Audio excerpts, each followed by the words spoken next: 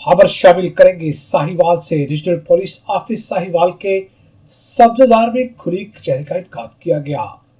Commissioner Ehsan Waheed और regional police officer Humayun Bashir Tariq ने अवाम के मसाइल सुने।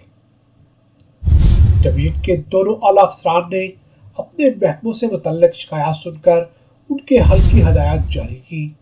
इस मौका पर ADGI राना इफ्तिखार और जिली इंतजामिया के अफसरान भी मौजूद थे। कमिश्नर साहिवाल और रीजनल पुलिस ऑफिसर ने कहा कि हम मिलकर अवामी मसाइल हल करने के लिए कोशिश हैं। दफातर के साथ डिवीजन के दूसरे शहरों में भी खुली कचहरियों का इनेकाद किया जाएगा। खुली कचहरी के इनेकाद से अवामी मसाइल की निशानदेही और इनके हल में खातिर ख्वाह मदद मिल रही है।